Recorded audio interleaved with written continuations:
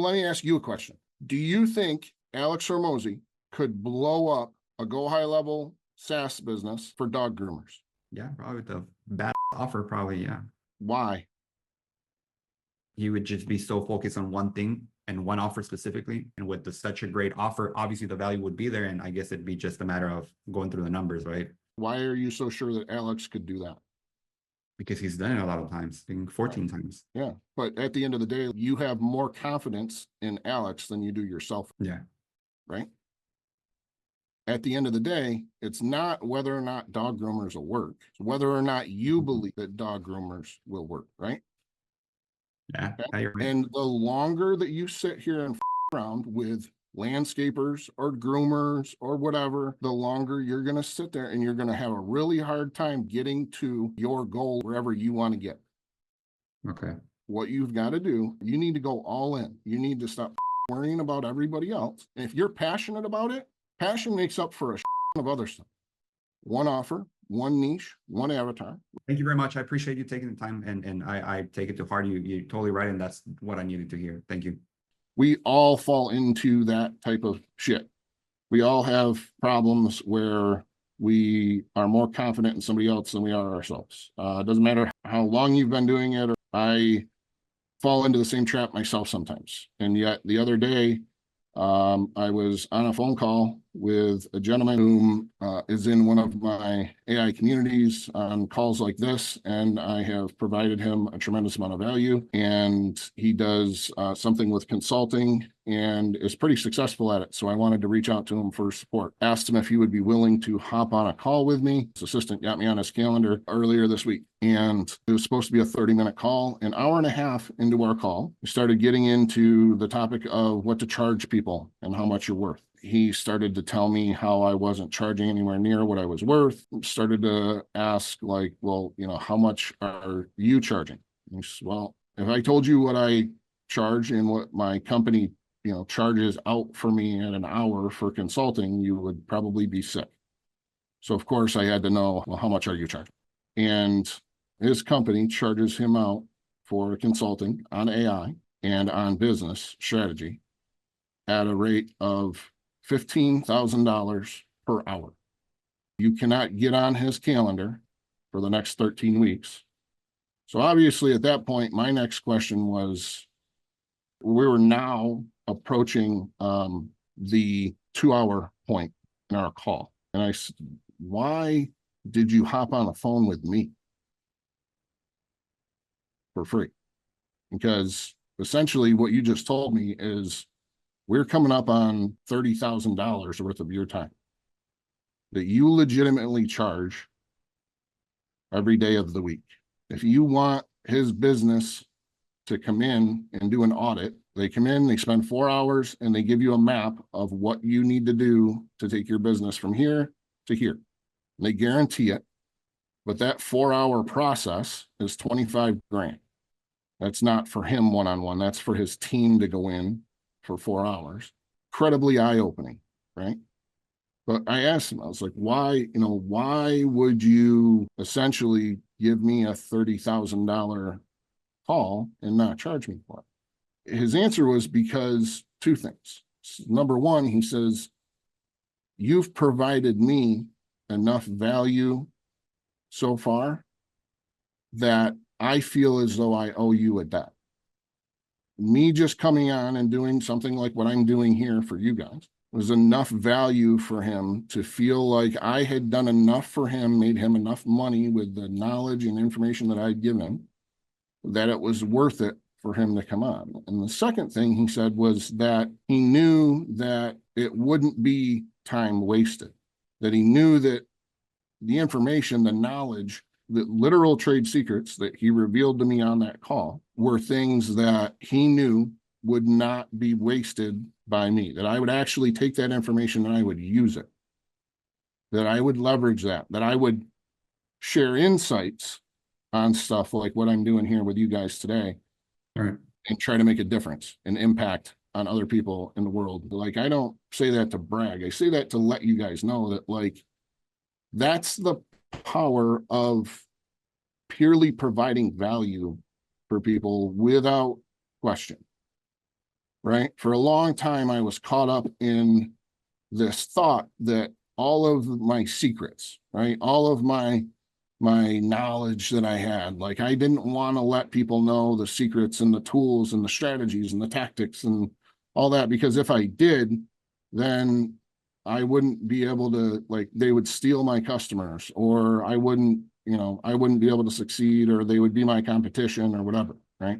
And when I started to change that mindset, and when I started to transition to a point where I provide value and insight into everything that I'm doing, no matter what, and I hold nothing back, that is when the biggest doors started to open up for me. The most valuable relationships, conversations, the amount of value that I have had people give me has far exceeded the value that I have given away, at least in my opinion. And so, like, that is the way that you want to try to approach every conversation that you have with your customers. And I promise you, if you provide that level of value, they will trust you, and they will come back to you, and they will end up hiring you. The people that you really want are the people that are like, okay, you just showed me your entire process. I know that that's going to work. There's no doubt. Like, now, if I tell you, like, I'm going to get you from where you're sitting now to London with magic, you're going to think I'm full of shit. Even if I have the best process on the planet, even if my process is to have a chauffeur come to your house, pick you up, take you to a private jet that's going to transport you all the way to London, and you're going to have meals and food and everything the whole way.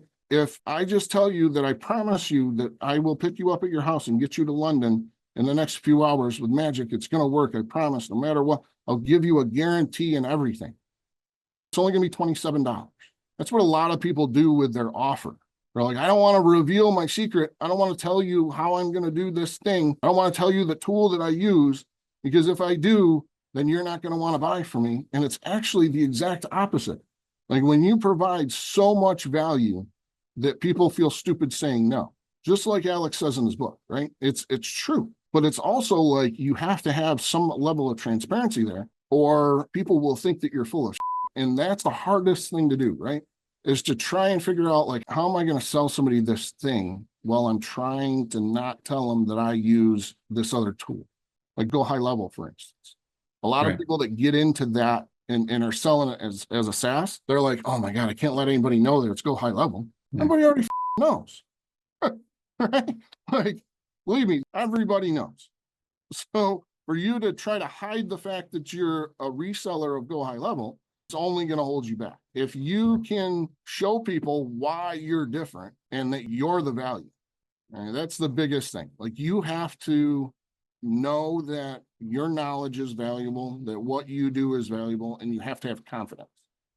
You got to remove the mind that holds you back, that makes you think that you're not good enough, because ultimately that's what that is, right? It's the software that I'm providing is more valuable than me, is what you're saying when you don't want to show people the that you do, or the strategy or the tactic or the tool that you use. You're saying that that tool is more valuable than you are, so you need to hide it. And if instead you show people that you are the value, not the tool, that is ultimately what people will buy. They will buy you.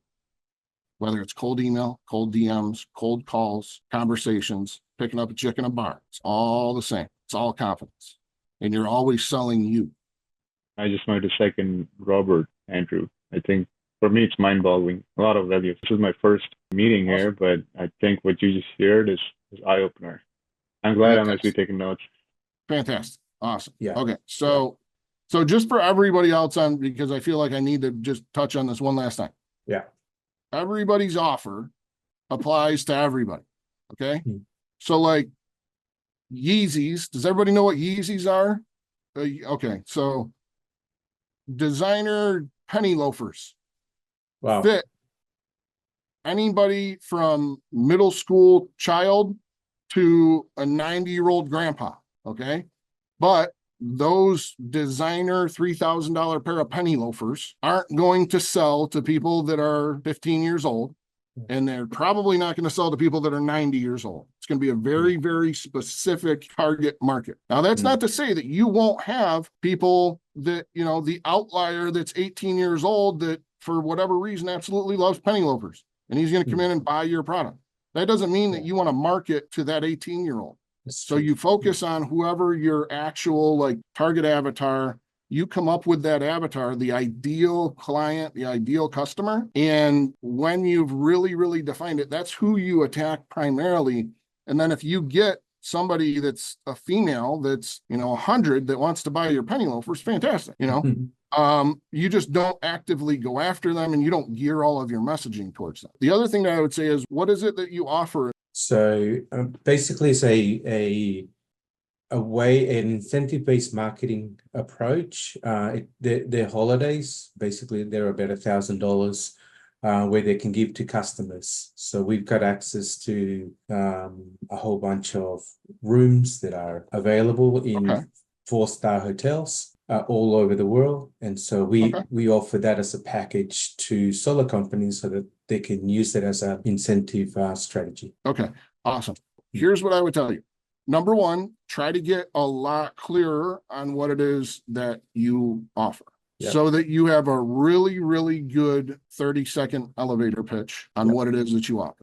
Because what you sell is not hotel rooms. You need to tap into what it is that you actually sell and understand what actually resonates with the people that you're going to be selling that to. Number two, solar, real estate, doctors and lawyers, coaches and consultants are probably the most targeted, difficult, and hard to convert people on the planet because everybody is going after them. That's not a bad idea if you're really, really, really, really good at what it is that you sell. But if you are not, and that's okay, like recognize that if you're not, you should probably try and find a better niche, something that you know a lot about, preferably. So for you, you've got to figure out whatever that is. If you want that to be solar, more power to you. But what I'm telling you is that if you haven't really figured it out yet, then you should reevaluate that a little bit and maybe test just a little bit and figure out, like, you know, try and find those first 5 people that you can really crush it for, even if you've got to do it for like free, that are in a very specific market, so that you can get hyper specific on who they are and then be the guy for that market. Yeah, brilliant. Like, you're never going to be the guy for solar. But maybe you could be if you got a lot of money and a lot of time and a big team. That's what it takes to like master a massive market like that. Like, you got to have a huge wallet, huge team, and be really, really good, right? Alternatively, you don't have to be all of those things if, like, you know, you're targeting dog groomers. They're not looking for, you know, vacations to give their people, right?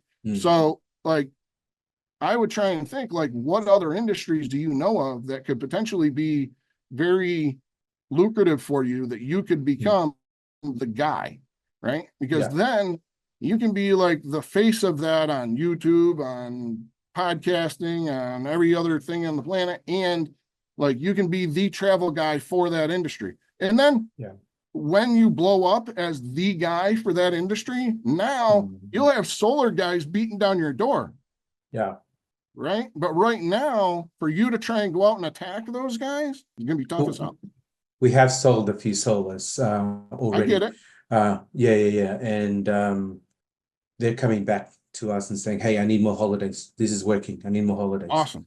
That's awesome. And so like I said, it's up to you, and you really have to sit back and think, like, here's the biggest thing that I've learned in the last 6 months. I had one of my mentors said to me, data makes decisions, ego makes errors. Okay. So look at that without any ego and say to yourself, am I really dominating in solar, or am I just like, did I get lucky with a few guys? Right. You're not going to bail on them no matter what, right? Like, you're not going to just say, I'm not going to service you anymore because I'm going to go after dog owners, right? That's not what I'm saying. But what I'm saying is, like, if you figure out, if you can try to find another niche that you Yeah. can really dominate or Mm. get hyper specific within solar. Mm. That's another option, but I think that's going to be really, really hard to do, right? Yeah, it is. So like, again, split test it. Yeah. Maybe for now, like, you know, have the rest of your team continue to go after these solar guys. But I would really start to try and think like, what other niche Yeah. is there that I can really dominate in this? Because here's the thing, what you offer, I have seen this several times and I've Hmm. seen it for very, very cheap. Yeah, Where yeah, I yes. just pay a monthly service and be able to Yeah. get access to vacations and holidays and all that I can give to my people for nothing, included with my thing. And I know for you to Marco. I've seen his stuff. yeah, so for Yeah. you to not be perceived in the same level or Mm. commoditized, you've got to become the guy that proves everybody else wrong about that. Mm. And Mm. doing that within solar or one of the most competitive niches on the planet is going to be tough. Tough. Got it. Okay. Yeah. Right? Very So good just point, Andrew. Love that's it. all Thank you. I'm saying on it. So So appreciated. Thank yeah, you. no problem. Andrew, could you stop providing so much value, bro? It's Yes. kind of Yeah. it's Absolutely. it's too much, man. Too much value.